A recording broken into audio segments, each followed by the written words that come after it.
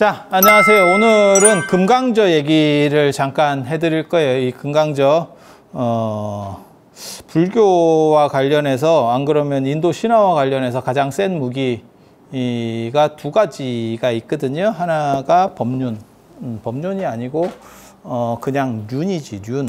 차크라라고 하는 륜이라고 하는 게 있고, 이게 뭐냐면, 불교 안에서는 이렇게 해서, 보통은 8개만 이렇게 그리는, 8개 맞아요? 8개만 그리는데, 이게 원래는 이게 1000개. 그래서 바퀴살, 1000개의 바퀴살. 태양을 상징하는 거예요. 이게 아리안족 문장 같지는 않아요. 아리안족 문장 같지는 않고, 왜냐면 저게, 인더스 문명에서 나오니까, 인더스 문명에도 문자가 있었어요. 근데 그게 이제 상형 문자고, 그 다음에 문자 개수가 적기 때문에 지금 해석은 안 되는데, 이거하고, 그 다음에 이거, 만자, 이거 다 태양 숭배거든요. 다 태양 숭배. 그래서 요거는 부메랑하고도 관련되는 무기예요. 그러니까 태양을 상징하기도 하고, 이건 부메랑 같은 무기고, 이게 전륜성왕이 이렇게 가지고 다닌다는, 최강의 무기 중에 하나거든요. 최강의 무기. 그래서 이걸 이제 차크라, 륜이라고 하고, 일반 전륜성왕이 가지고 다니는 거는 전륜. 그 다음에 금륜, 은륜, 동륜, 이런 식으로, 이렇게. 그렇게 해서 그 또 등급이 있는데, 아무튼 그걸 전륜이라고 하고, 이거를 덕의 상징. 그래서 하늘에서 이렇게 자전한다라고 하는 건데, 이게 부메랑 같은 무기일 겁니다. 고대에 쓰는 부메랑 같은 무기. 그래서 요 무기가 인간계에서 제일 대단하다라고 하는 거고, 또 한 가지 무기가 지금 얘기하는 금강저. 금강저. 이거는 이제 제석천이라고 하는 인도 신화에 보면 이제 제우스 같은, 딱 제우스랑 비슷해요. 제우스랑 제석천이랑 비슷해. 제우스, 제석천. 이거 번역해서 그러니까 이게 인드라예요, 인드라. 그리고 이걸 하느님이라고 동아시아에서는 번역을 했었고, 번역할 때 번역했었고, 그래서 석재환인이다. 단군 신화에 보면 석재환인. 이게 환인으로도 번역이 됩니다. 아니, 석재가 제석이에요. 석재가 제석. 환인은 단군 신화에 나오는 환인, 환웅, 단군 할 때. 환인, 환웅, 단군. 이렇게 내려오는 거니까. 그래서 우리가 생각하는 이 하느님하고 요 불교 시대에 요 제석천하고 섞여가지고 석재환인, 이렇게 쓰이는 거예요. 그러니까 중첩되는 거지. 이런 식으로 중첩되는 거는 기독교도 마찬가지지. 기독교도 여호와, 야훼를 하느님으로 계속해서 썼잖아요. 그렇게 섞이면 여호와가 하느님, 여호와 하느님이라는 단어가 나오는 거죠. 여호와 하느님이라고 하는 단어가 지금 또 쓰이네요. 그러고 보니까. 여호와 하느님. 여기는 석재환인. 똑같네. 그러고 보니 왜? 환인을 뒤에 놓잖아. 하느님을 뒤에 놓잖아. 지네 거를 앞에 놓고, 자기네 거를 앞에 놓고. 이게 앞으로 들어가는 게 더 세다는 뜻이거든요. 언어의 선행 원리에 의해서 더 세다라고 하는 거거든요. 그래서 이렇게. 그래서 요 제석천이 가지고 있는 벼락치는 무기를 상징하는 게 요 금강저예요. 금강저. 제우스도 벼락신이고 제석천도 벼락신이고, 그리고 제우스가 있는 산이 요 산이 올림푸스 산이고, 올림푸스 산이고, 여기 이제 카메라 같은 거 만드는데 올림푸스 회사가 그거잖아요. 그죠? 이 올림푸스 산. 이게 이제 신화 속에 있는 산이고 실제 하지는 않는 산인데, 그리스에 가면 거기를 이제 붙여가지고 이름 붙는 산도 있어요. 그러니까 올림푸스 산이라고 이름 붙어진 산도 있어. 더 유명한 거는 저 화성에 있는 올림푸스 산이 제일 유명하고, 화성에 10,000m 넘는 산이 있어요. 우리 지구에 있는 에베레스트 산맥보다 더 큰 산이 있어. 그걸 이제 올림푸스 산이라고 이름을 정한 거고, 그거 다 지어내는 붙이는 거니까 어차피 그리고 그리스 쪽에는 이제 신성한 산으로 올림푸스 산이라고 붙은 게 있어요. 근데 그 올림푸스 산이 이건 아니고, 이건 신화 속에 있는 산이니까. 우리도 그렇게 붙였다니까. 그래서 단군 신화에 나오는 태백산 신단수로 환웅이 내려오는 거잖아요. 그래서 거기에 모티브를 따서, 그 이름을 따서 그걸 태백산맥이 붙은 거고. 태백산이라고 하는 이름이 붙는 거고, 그리고 중국도 곤륜산이라고 하는 이 신화 속에 있는 산을 서쪽에 곤륜산맥이 있어요. 천산산맥 그쪽에 내려오면 곤륜산이 있어요.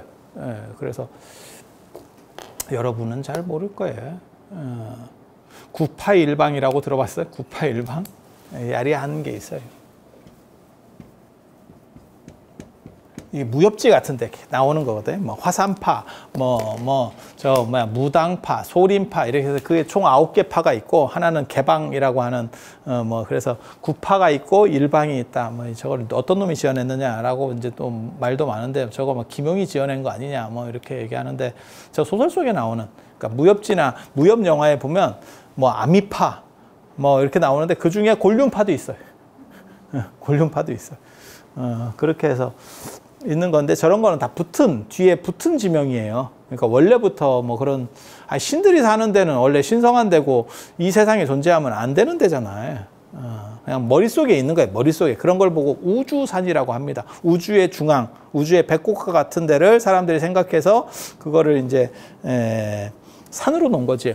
옛날 사람들은 하늘에 산다라는 생각을 못 한다니까. 이게 머리가 떨어져 가지고 하늘에 누군가가 살아요 라고 하면 그건 훨씬 후대에 나오는 겁니다. 훨씬 후대에 나오는 겁니다. 그러니까 지금 예를 들어서 기독교 같은 데서 하늘에 하느님이 계시고, 야, 그건 훨씬 뒤에야. 훨씬 뒤에야. 신화 구조를 이해하면 모든 옛날에 오래된 거는, 그러니까 수직으로 나누는 게 아니고 수평으로 나누는 거예요. 지금은 수직으로 나눠. 그래서 하늘에는 좋은 게 있고, 땅으로 갈수록 그지 같고, 그 다음에 지옥이 있고, 이렇게 생각하는 거예요. 이건 기원 전후가 됐을 때 나오는 사고방식 정도고, 그 이전에는 수평적 사고예요. 수평적 사고. 그래서 이 세계에는 끝이 있고, 끝으로 갈수록 중앙에 메인이 있고, 그게 좋은 데고, 끝으로 갈수록 다 그지 같은 거예요. 뭐 생각하시면 되냐면, 왕국 생각하시면 돼요. 그러면 중앙에 왕성이 있는 거고, 메인으로. 그러니까 우리식으로 말하면 경복궁이나 창덕궁이 있는 거고, 거기서부터 떨어지면 이제 전라도, 경상도, 제주도 이러면 이제 점점 좀 안 좋은 거지. 네. 좋은 데는 어디겠어요? 서울, 경기지. 지금도 마찬가지고 옛날도 마찬가지겠지. 정확하진 않은데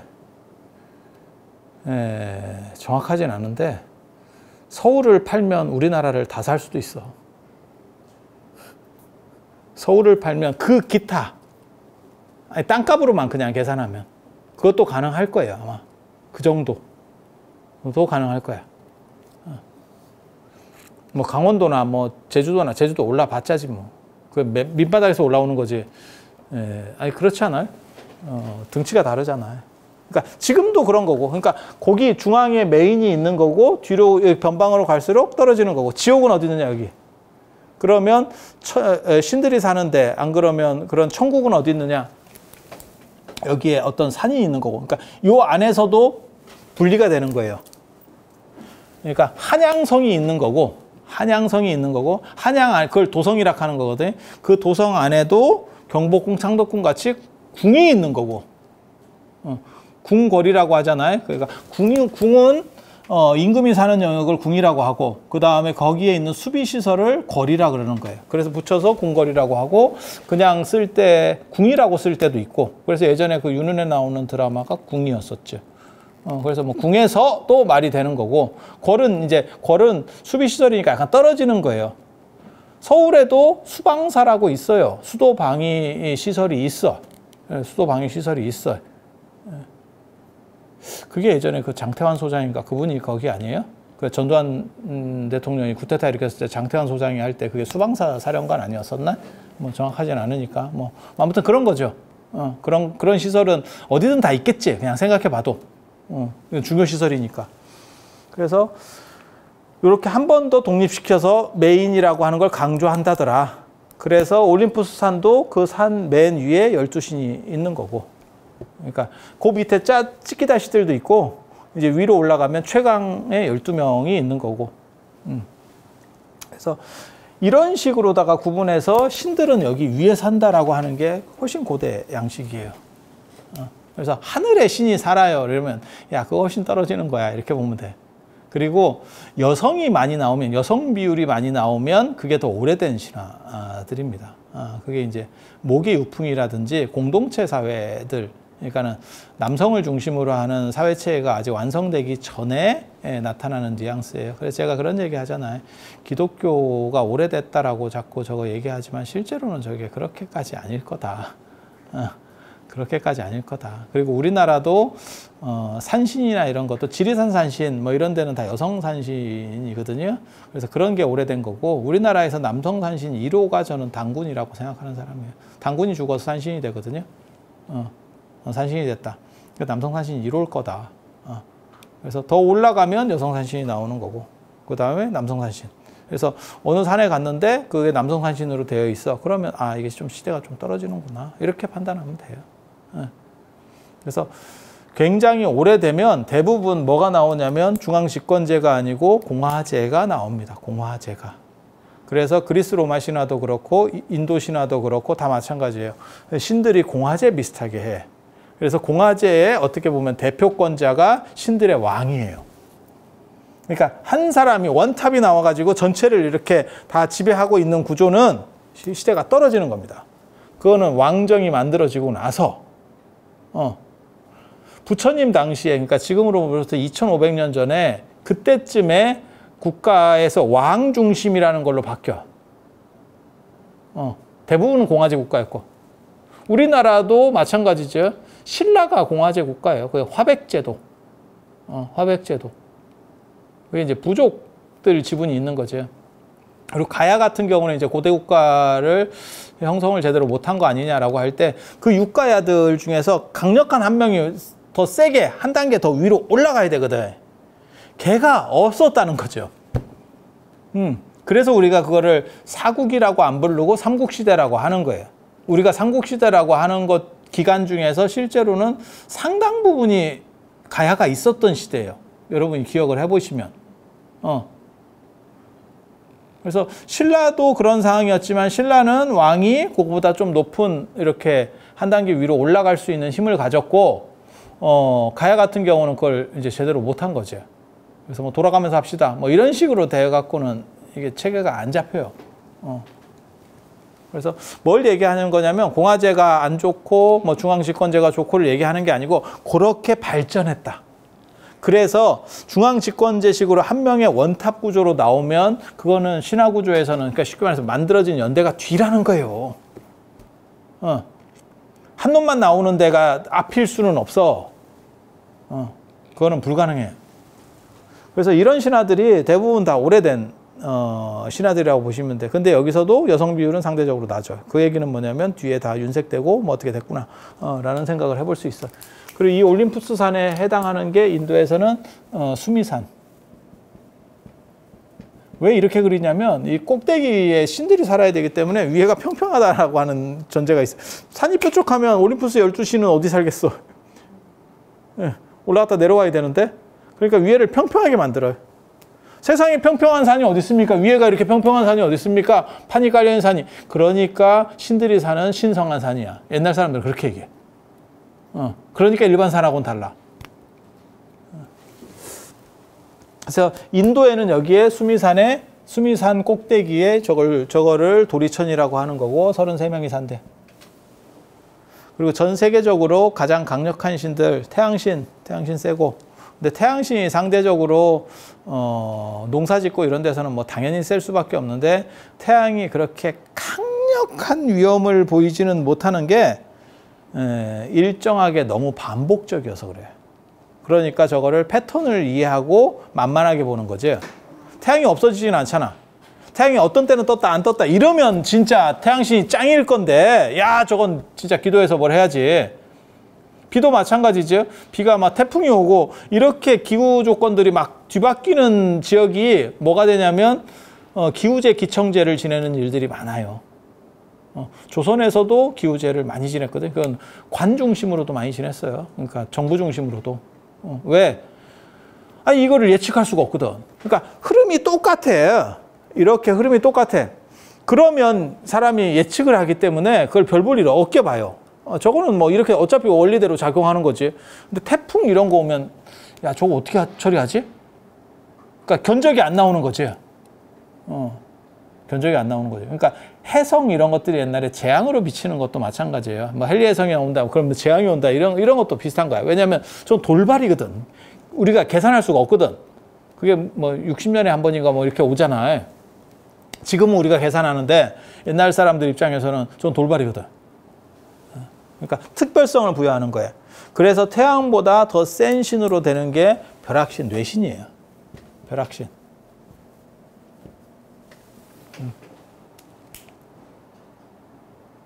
벼락신. 그리고 제가 얘기했잖아요. 유목사회에서의 이 벼락신이라는 건 강력하다. 왜? 마른 벼락이 있으니까 하늘에서 갑자기 구름도 없는데 꽝꽝꽝 하거든. 예. 우리도 왜 신선들이 산에 사는지 알아요? 예, 이렇게 비 올 때나 이런데 한번 산에 이렇게 한번 봐보세요. 그러면 산 위에 구름이 이렇게 쫙 서려 있을 때가 있어. 그럼 저기에 뭐 있는 거 아니야? 이런 생각들을 사람이 하는 거예요. 옛날 사람들이. 예. 그 안에 살면 신선들이 가습기를 쓰나? 사실 옷만 축축하고 별게 없거든. 지금 생각해 보면.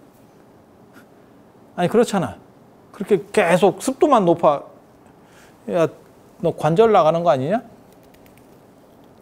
지금 생각은 그런 거고, 옛날에는 그 안에서 뭔가 저네들이 뭔 일을 하는갑다. 뭐 회의를 하는갑다. 그러니까 구름이 다 흩어지는데 저기만 저렇게 구름이 딱 모여 있는 게 뭐 신선들이 뭘 하는갑다. 이런 옛날 사람들 생각이지. 지금 생각해 보면 그게 견적이 그렇게 나오는 거예요. 그래서 이런 신성한 산꼭대기라는 얘기가 나오는 거고, 인도도 나중에 이제 하늘 위에도 신들이 살아. 근데 그런 놈들은 더 늦게 만들어지는 신들이에요. 대부분. 여기보다 더 늦어. 히랍 신화도 마찬가지지. 신이 하늘에 막 사는 게 아니고 영역을 나눴지, 얘네는. 그러니까 죽음의 세계, 그 다음에 바다의 세계. 바다가 들어가는 이유는 걔네는 지중해 문화권이기 때문에 바다가 워낙 만만한 바다라서 제가 얘기했잖아요. 동해 같으면 우리는 우리가 바다에 대한 이게 상대적으로 적은 게, 동해는 나가려는 엄두를 못 낸다니까. 지금하고 달라요. 엄두를 낼 수 있는 바다가 아니고, 제가 그리스에 딱 한 번 가봤는데 가보자마자 얘네는 밖으로 나갈 수밖에 없었다. 바다를 보는 순간 그 생각이 들어. 왜? 진짜 만만한 바다. 진짜 만만한 바다. 그냥 호수 같은 바다. 그리고 냄새도 안 나고, 그냥 공포의 대상이 아니에요. 우리의 바다는 공포의 대상. 여기 가면 훅 가겠다. 저쪽으로 나가면 뒤가 없다. 이건 우리 바다. 걔네 바다는 그냥 놀고, 그래 빨개 벗고 수영하고 있더라니까, 저것들. 바다에서. 우리 바다는 뭐냐면 바닷가에 잘못 나갔다가 너울성마도에 쓸려 나갈 수도 있어. 이게 훅 갈 수도 있어. 근데 걔네는 진짜 만만한 바다. 그러니까 우리 식으로 말하면 호수급도 제대로 안 될 것 같은 그 정도의 바다예요. 이렇게.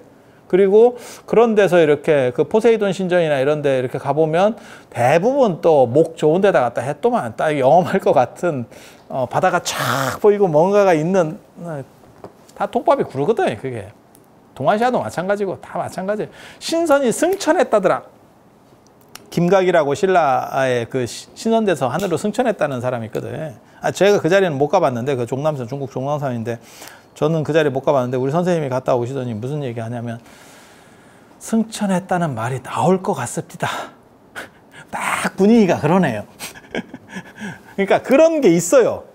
금강산에도 배제라고 있었다 그랬잖아요. 그 절하는 제가 뭐냐면 언덕.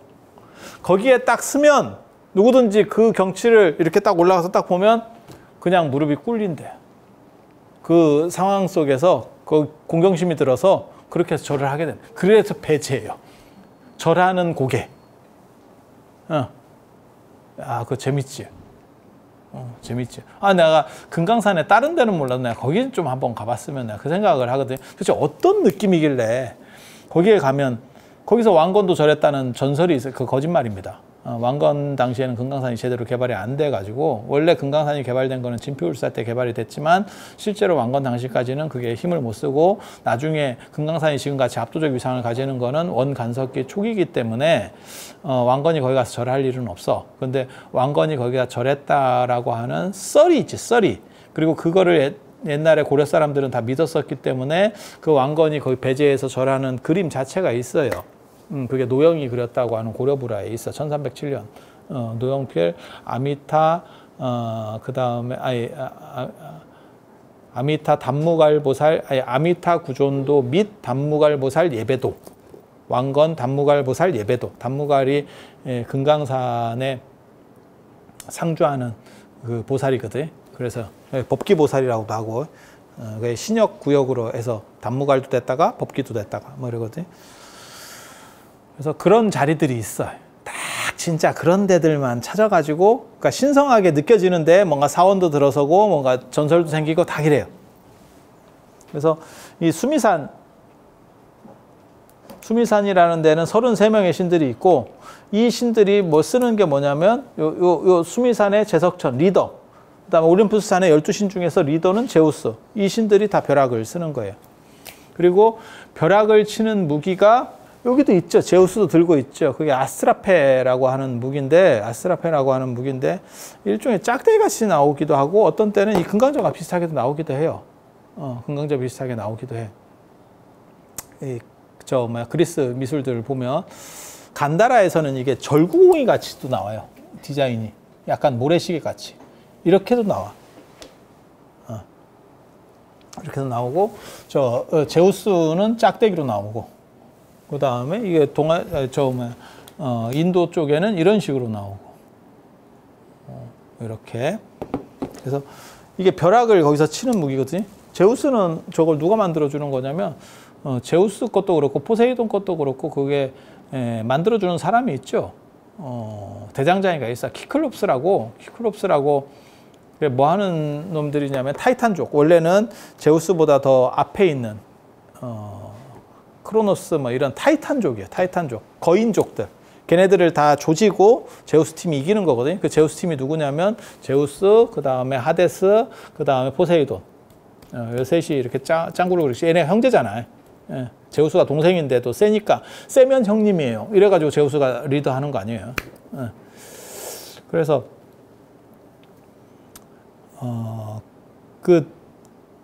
키클롭스라고 이렇게 뭐 영화에도 많이 나오고, 그 다음에 게임이나 이런 데서도 많이 나와요. 이렇게 가운데 이렇게 얼굴 있고 또 달걀같이 생겨가지고 가운데 눈 하나 이렇게 있는. 그래서 생긴 게 이상해가지고 굉장히 악당으로 나오는데 애들 착합니다. 굉장히 착합니다. 신화를 읽어보면. 그리고 얘네들이 솜씨가 좋아가지고 이런 무기를 만들어주는 거지. 그래서 포세이돈의 삼지창도 사실은 키클롭스가 다 만들어주는 거거든요. 그래서 그러니까 어떻게 보면 그냥 신화적인 거 말고 부족적으로만 보면 원래 원주민으로 있었던 저 타이탄족이 있었던 거고, 타이탄이 있었던 거고, 그거를 제우스, 포세이돈, 하데스의 그쪽 계열들이 얘네를 조지면서 들어가는 거죠. 그리고 이 중에는 타협한 놈이 나오는 거죠. 협조한 놈이 나오는 거죠. 우리 단군 신화도 똑같잖아요. 환웅이라고 하는 어떠한 부족들이 위에서 내려오는 거고, 그랬더니 여기는 호랑이하고 곰 토템을 믿던 놈들이 있었던 거고, 호랑이는 끝까지 맞서다가 에라이씨 이러면서 밀려 나가는 거고, 쫓겨나는 거고, 곰은 협조하는 거죠. 아니 뭐 다 그렇지 않을까요? 그러니까 예를 들어서 뭐 인조 반정이 됐어, 뭐 중종 반정이 됐어. 그랬을 때 안 그러면 뭐 이성계가 쿠데타를 일으켰어. 그때 이제 선택을 해야 되는 거죠. 고려를 그냥 해서 끝까지 갈 거냐, 그 중에 일부는 이쪽으로 넘어오는 거죠. 뭐 그렇지 않을까요? 일제강점기 때도 그랬고 늘상 그랬잖아요. 그래서 키클롭스는 사실 이렇게 넘어온 아마 그런 애들일 거예요. 그런 애들일 거예요. 그렇게 해서 걔네가 만들어주는 게 금강, 아니 저 벼락치는 무기. 벼락치는 무기고, 그게 아스트라페라고 하는 무기고, 그 다음에 여기는 금강조. 이거는 누가 만들었는지 몰라요. 제석천이 가지고 있는. 그리고 자세히 보면 요 하나하나가 벼락이에요.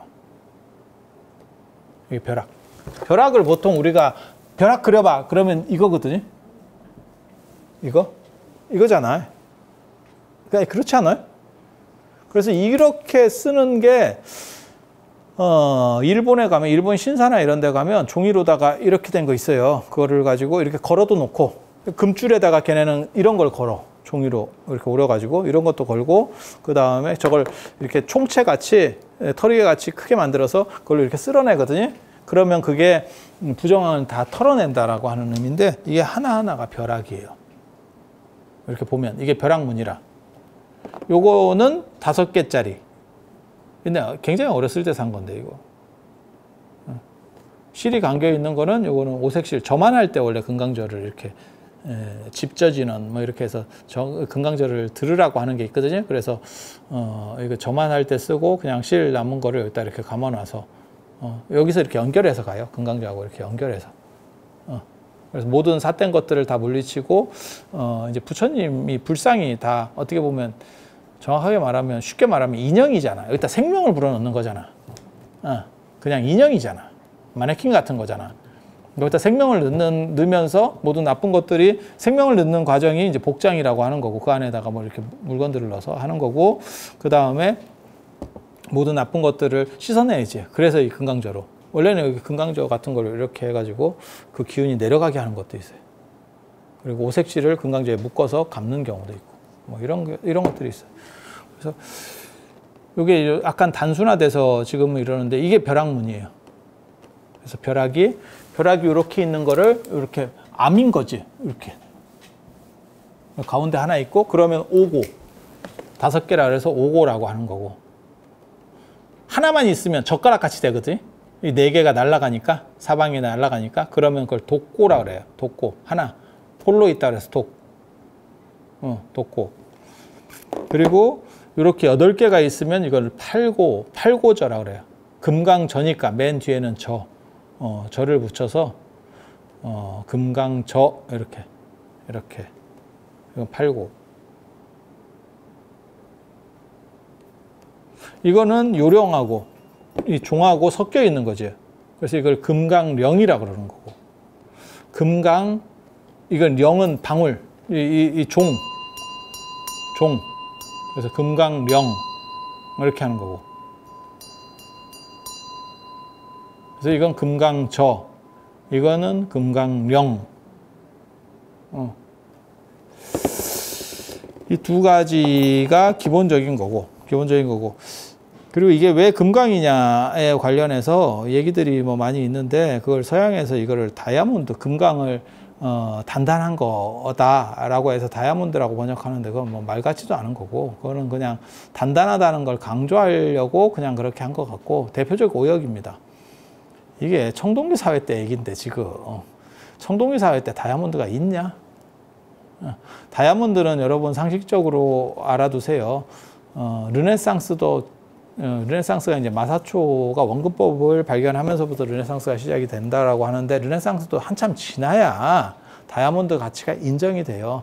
그 전에는 어땠냐면 다이아몬드를 어떤 식으로 평가했냐면 다이아몬드가 있는 건 알지. 왜냐하면 뭐 파다 보면 나오니까. 하지만 너무너무 단단했기 때문에 그것을 가공할 수 있는 기술이 없었어요. 그래서 보석의 왕은 빨간색 루비지 다이아몬드가 아닙니다. 그래서 오래된 왕관들을 보면 전부 메인의 앞쪽이나 맨 위에 루비가 박혀 있어요. 그리고 시대가 뒤로 가야 다이아몬드가 그 자리로 올라가는 거예요. 왜? 커팅을 못 하는데 뭐. 그러면 겁나 단단한 유리. 걔네는 그렇게 생각했던 거예요. 그래서 제가 전에 그런 얘기 해드렸잖아요.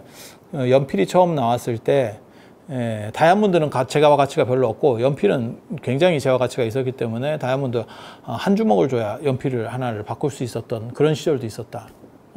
지금 뭐 말 같지도 않은 얘기인데 그런 시기였던 데도 있어요. 가공이 안 되는 다이아몬드니까 이거는 지금. 그래서 다이아몬드 가공한 거는 얼마 안 됐으니까 이 금강이라고 하는 거는 그래서 저는 이게 아마 황동합금일 거다. 좀 강력한 합금으로 만들었을 거다. 아니면 철기 초기에 황철을 썼던지, 그래서 그런 정도를 추정을 하고 있고 이게 이제 2가지예요. 이거는 장식용입니다. 이렇게 잡고 이렇게 하는데 이게 무기이기도 해요. 왜 이런 방식으로 이제 고대에 진짜 무기랑 결합되거든요. 그래서 금강저가 현재 내려오는 게 2 종류가 있습니다. 하나는 양쪽이 이렇게 동일한 반을 잘랐을 때 좌우 동형이 되는 금강저가 한 룰이 있고, 하나는 지금 저기 위태천, 신중단의 위태천, 여기 넣어줄 거예요. 편집하는 사람이.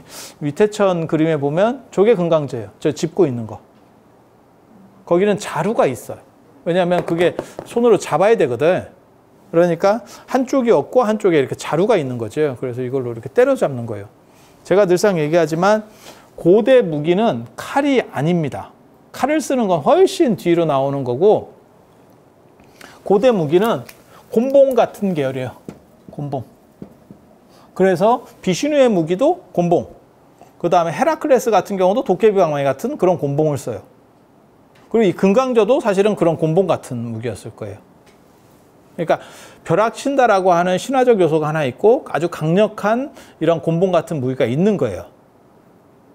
그리고 날이 들어가는 무기가 훨씬 더 뒤입니다.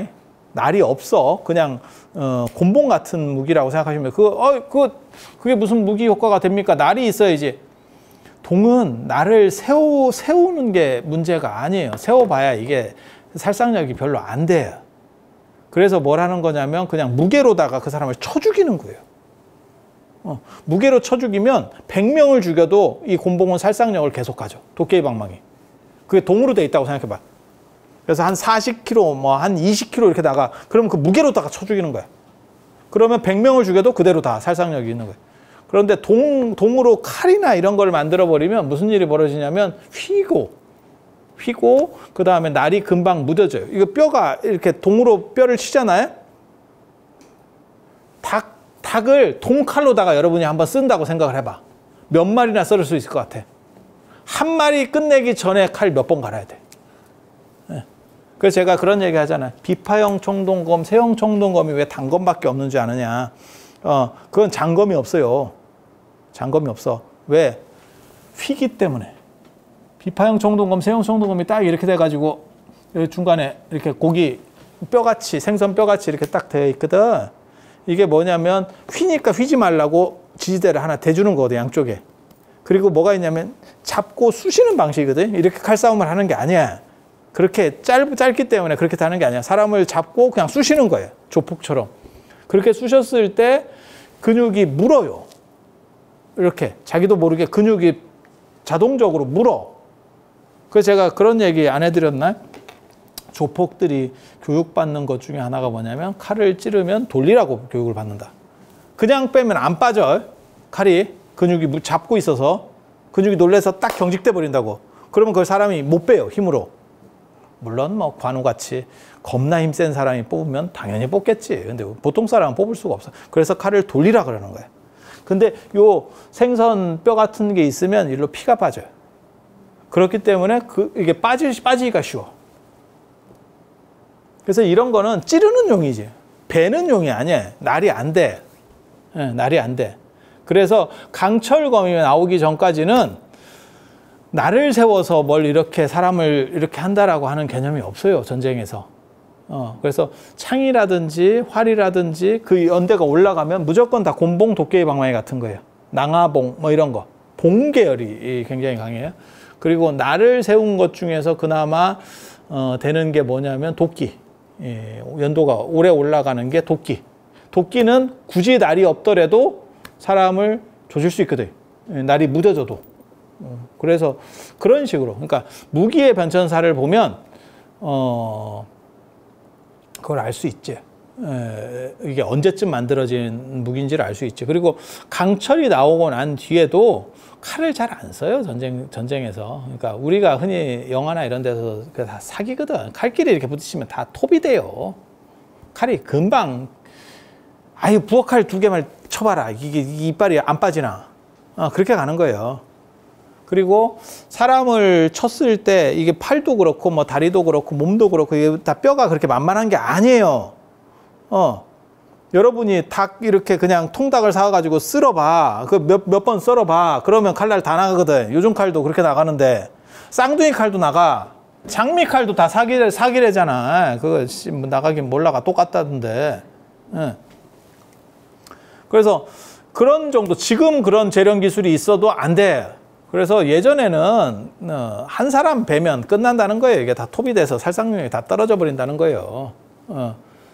그래서 창 중심이고 칼은 그냥 지휘용이에요. 그리고 일본 사람들 같이 일본 사무라이들이 맞는 거예요. 칼도 2개씩 하고. 그게 왜 그러냐면 부딪히거나 이게 딱 물었을 때 강제로 힘을 주어서 빼려고 하면 칼이 부러진다는 거예요. 그래서 안 부러지는 칼을 만들기 위해서 진짜 많은 노력을 했지, 인류가. 그게 여러 합금들을 섞고 단단한 금속하고 연한 금속하고 이걸 섞어가고 층층층층층 섞어서 붙여서 만드는 게 다마스커스 검. 시리아의 수도인 다마스커스 그 전설의 검이거든요. 칼을 자르는 칼이라고 얘기하는 게 다마스커스 검. 그게 이제 부드러우면서도 휘면서 안 부러져야 돼. 그래야 살상 능력이 아주 좋아. 예. 왜냐하면 이런 데서 걸리면 내가 이렇게 힘을 줄 거 아니에요.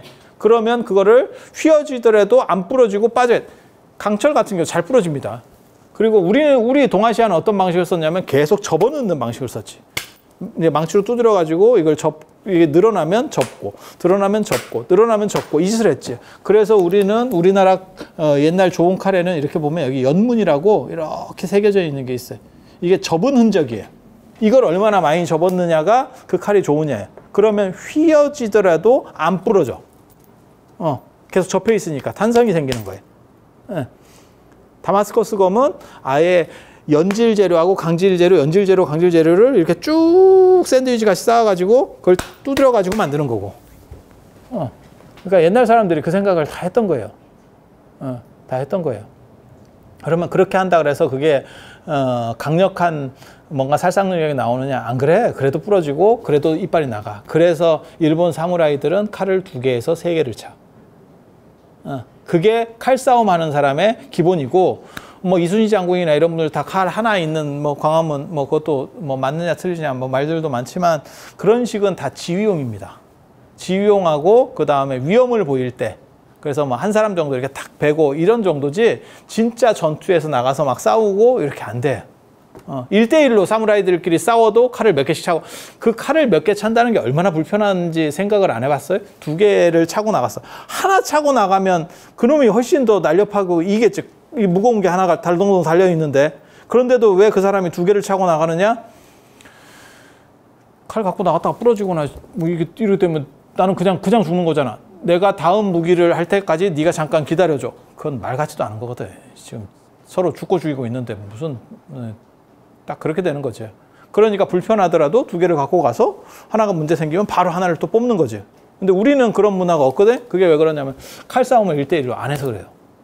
1대1로 하면 당연히 그런 문화가 생기겠죠. 그래서 이 금강저라는 게 사실은 저렇게 생겼다고 하는데 저것도 아닐 거고, 아마 이런 덩어리 이런 식으로 됐을 거예요.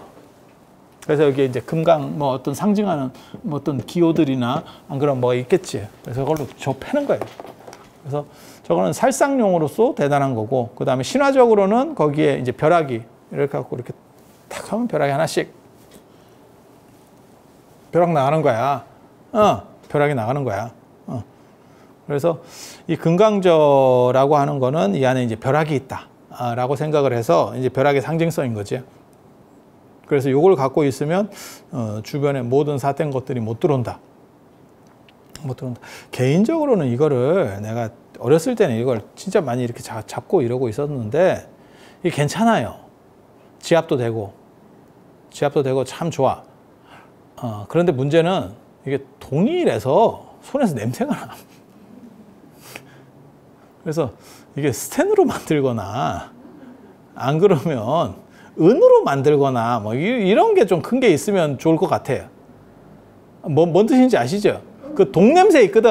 옛날에 그 동전 같은 거 이렇게 많이 만져도 이 냄새 나잖아. 저금통 같은 거 이렇게, 지금은 뭐 있지도 않지만 돼지저금통 이런 거 딱 틀으면 그냥 그 특유의 그 동냄새가 있거든. 그리고 쇠는 또 쇠냄새가 있고, 일반 쇠는 쇠냄새가 있어. 그래서 우리가 과도 없을 때 커터칼 갖고 이렇게 과도 같이 한번 이렇게 과일 깎아, 그거 해보셨어요? 야, 되게 비리다. 되게 비리다. 아니, 저는 그게 그거나 마찬가지라고 생각을 했어요. 되게 비려요. 생선 비린 거하고 틀려. 그게 그 비린 거다. 저 방아다리 약수 같은 거 먹었을 때 비린 거하고 비슷해. 그게 철분 성분이 많다는 거거든. 그런 약수물, 이렇게 빨간 약수물 있잖아요. 뭐 달기 약수인가 뭐 이런 것들 그렇게 그래서 가보면 이렇게 뻘겋게 돼 있지. 거기 철분 성분이 많다 하는데 실제로 그게 먹으면 쎄하고 비리고 뭐 이런 게 있잖아요. 근데 비려. 그래서 스텐이나 아니면 은이나 이런 걸로 만들면 이렇게 좀 손으로 쥐고 있으면 참 좋을 것 같거든. 근데 이게 또 동밖에 없어가지고 그래서 쥐고 잡고 오래 있으면 손에서 냄새가 나. 그게 단점이에요. 그래서 이거를 이렇게 집에 들어가는 데다가 놓거나 안 그러면 마루에다가 놓거나 마루 이렇게 잘 보이는 데 놔야 이게 모든 나쁜 것들을 싹 제거해 주는 그런 효과가 있어요. 그리고 제가 이거 맞다 목걸이도 예전에 줬었잖아요. 그러면 이렇게 차고 다니면 그래서 그런 상징이에요. 그런 상징. 그래서 최고 신의 상징, 그 다음에 벼락의 상징. 그래서 모든 나쁜 것들은 다 들어오지 않는다는. 그러면 이런 게 효과가 있습니까? 이런 상징이 효과가 있습니까? 이렇게 얘기하는데 그게 문화권적 에너지라고 하는 거예요. 제가 늘상 얘기하는 문화권적 에너지. 그 문화권에서는 이런 것들이 오래 내려갔던 곳에서는 그게 실제로 효과가 있어요. 그게 뭐하고 똑같은 거냐면 우리가 허리 굽혀서 인사를 하고 그 다음에 뭐 이렇게 무릎 꿇고 절을 하잖아요. 그런 걸 전 세계 사람들이 하는 나라도 있고 안 하는 나라도 있잖아요. 근데 하는 나라에서는 그렇게 하면 저 사람이 나한테 인사를 하는구나 라고 하는 거죠. 저 사람은 공손한 사람. 이렇게 딱 뭔가 생각들이 있잖아요. 저 사람은 예의가 있는 사람. 뭐 이런 게 그게 문화권적 에너지야. 그러면 그 밖으로 나가면 그게 통하느냐?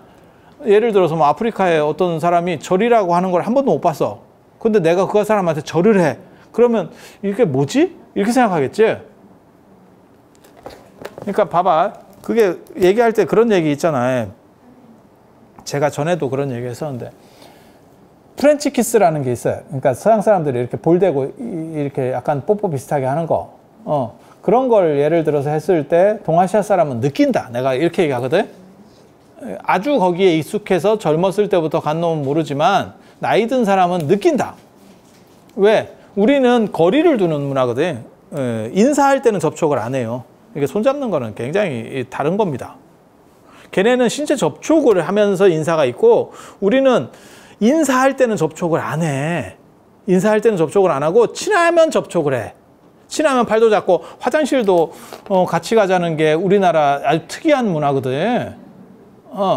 화장실도 같이 가고 뭐 손 잡고 가고 어쩌고 하는 게 굉장히 특이하고 그렇게 친밀한 것 같지만 살을 터치한다는 거는 서로 간에 살을 터치한다는 건 굉장히 친밀했을 때만 가능한 거고 인사할 때는 우리는 그거를 굉장히 쌍놈으로 봅니다. 근데 지금은 이제 악수하고 뭐 어쩌고 하는 게 일상이 됐기 때문에 우리 전통 예법에는 살끼리 부딪히는 예는 없어요. 근데 걔네는 계속 다 살끼리 부딪히는 거야.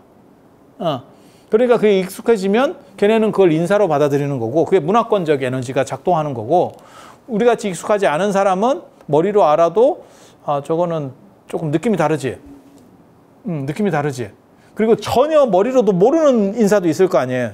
예를 들면 뭐 어디 아마존에 가니까 뭐 특이한 인사법이 있어. 저거 생전 보도 못한 저게 인사인가? 느낌으로 봐서는 인사 같기도 하고 아닌 것 같기도 하고 저게 맥이나 뭐 이러고 있을 수도 있는 거야. 그런 경우에는 그 느낌이 작용을 안 하는 거지. 그 에너지가 작동을 못 하는 거지. 그래서 그 문화 속에서 오랫동안 지속돼 오면 무조건 에너지가 생긴다고 보시면 돼요. 그래서 뭐 처용 부적을 붙였더니 처용 얼굴을 그려서 붙였더니 뭐 어떻게 됐어요? 뭐 예를 들면 아니면 뭐 달마도를 집에다가 놓으니까 뭐 어떻게 됐어요? 그게 다 문화권적 에너지입니다. 삿된 것들이 없어져요. 뭐 대부분 뭐 부적도 마찬가지. 대부분 다 그게 문화권적 에너지지. 현실로 객관적 에너지가 아니에요. 그러니까 달라. 문화권적 에너지하고 현실적 에너지하고는 달라. 문화권적 에너지는 그것과 공유되는 집단 안에서만 통하는 거야. 그래서 이런 것도 갖고 있으면 그런 작동을 해요. 그래서 제가 그런 얘기도 하잖아요. 어떤 사람이 뭐 사주가 안 좋대요. 어쩐대요. 뭐 이렇게 얘기하면 제가 뭐라고 얘기하냐면 그럼 외국 가서 살라고. 그거는 이 동네에서만 작동하는 원리이기 때문에 뭐 이민을 간다거나 외국에 유학을 뭐 오래 갔다거나 그러면 작동을 안 해. 우리는 또 그렇게 얘기해 주거든. 왜? 그것도 문화권적 에너지야. 그러니까 뭐 집시들이 뭐 예를 들어서 타로 카드를 봐요. 뭐 어쩌고저쩌고. 그것도 문화권적 에너지야. 걔네들이 훨씬 더 타당성이 있고 우리는 잘 안 맞을 거야. 그러니까 뭐 별자리 점 뭐 이런 것도 마찬가지야.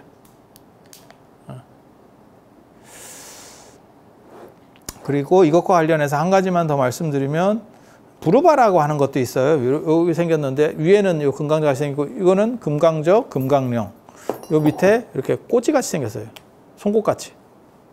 그래서 그거는 이제 쑤시는 용. 그래서 좀 더 어떻게 보면 요거는 도르제라고도 하는 벼락을 상징하는 무이고 그거는 약간 더 이렇게 뭐 퇴치한다. 이런 의미를 더 강력하게 주는 거고. 이거는 종으로 소리 나서 이게 원래는 인도한다는 뜻이에요. 이 종소리를 가지고 인도한다. 그 다음에 주목시킨다. 이런 거예요. 전에 제가 이것도 이렇게 해줬잖아. 이렇게. 이 금강령은 이게 된다고.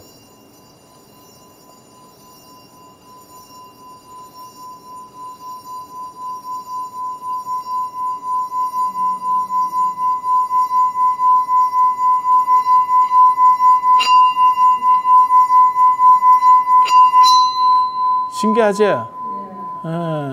할 일 없을 때 이렇게 돌리고 있으면 돼. 그리고 여기도 다 금강저 무늬들이 있어요. 자세히 보면. 여기는 진원이 있고. 그래서 금강저라고 하는 거는 이런 용도와 의미들을 가지고 있다더라. 몰라, 개인적으로 내가 은으로 만들어서 팔아먹을까? 이거 괜찮을 거 아니, 이거 잡고 있으면 이게 호두보다 나아.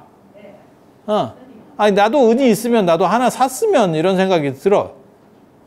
금으로 하면 너무 돈이 많이 드니까 이거는 어려울 것 같고, 은으로 이 정도 은으로 해도 몇십만 원은 달락할 거야. 그리고 요거 이게 뭐가 힘드냐면 하나 만드는 데는 돈이 너무 많이 들어서 못 만들 거예요. 요거 하나를 가다 뜨는 데는 뭐 떼거리로 만들면 싸지겠지. 뭐 모든 물건이 그렇잖아. 그래서 이렇게 보면 은으로 나오는 것도 있긴 있어요. 그런데 메달같이 생긴 거, 작은 거. 근데 이걸 이렇게 잡으면 내가 보기에는 저도 염주를 왼손으로 많이 돌리는 이유가 이게 노는 입에 염불 한다 뭐 비슷한 의미도 있겠지만 개인적으로는 이게 정신건강에도 좋거든. 왼손으로 염주 돌리라는 게 머리가 좋아져. 그래서 어떤 스님이 그거 만들었더라. 여기 딱 꽂아서 염주가 이렇게 딱 여기에 걸려. 이렇게 한 8개 정도? 그래서 이렇게 돌리더라고. 아이디어 상품이야. 그래서 내가 저걸 은으로 만들면 더 좋을 것 같은데, 그러면 은반지 겸 해가지고 하나 끼고 있어가지고, 은이 여러분 아시겠지만 그게 독성도 제거하고 실제로 그게 주술성에서는 열을 빼고 그 다음에 모든 삿된 것들이 못 들어오게 해요. 금은 동이 다 그 효과가 있습니다. 금은 불의 효과를 주는 거고 은은 물의 효과를 주는 거예요. 그리고 원래 수정은 빛의 효과를 주는 거고, 동도 불의 효과를 주는데 동은 약간 짭이야. 그런데 되게 재밌지. 우리 지금 코로나 걸려가지고 아파트 같은 데 이렇게 필름 붙여놨잖아. 문이나 이런 데. 그렇지 않아요? 누르는데 이렇게 필름 같은 거 다 붙어 있잖아요. 그게 저 세균 죽이는 필름이라고 돼 있잖아요. 근데 그런 생각 안 해봤어요? 저게 도대체 며칠이나 갈까? 이런 생각을 하는데 거기에 동 들어있지. 동이 세균 죽여. 그래서 동 성분이 있기 때문에, 아니 소독약 성분이면 락스로 닦아놔도 그게 뭐 하루 이틀 지나면 끝이지. 그게 뭐 얼마나 가겠어요? 아니 안 그래요? 근데 거기에 동 성분이 들어가면 세균을 죽여요. 그래서 거기 자세히 보면 뭐 구리 99% 뭐 어쩌고저쩌고 그게 성분이 들어가 있어요. 이렇게. 아니, 나 궁금해서 그런 거 찝쩍거리면서 읽잖아. 대중교통 타고 다니면 뭐 별로 할 일도 없고. 그래서 동도 좋기는 한데, 구리 이런 거 좋기는 한데, 아니, 냄새가 나. 이거는 감당이 안 돼. 쇠냄새. 그래서 몰라, 그런 생각을 해봤어요. 근데 이렇게 쥐어보면 진짜 지압 효과 플러스 이게 머리에 좋을 것 같아. 치매 예방 이렇게. 벼락은 둘째 치고 일단 치매 걸리면 끝이에요. 인생 진짜 골로 간다. 그리고 여러분이 거의 치매 세대는 여러분이나 저까지가 끝일 거예요. 이 뒤는 없지.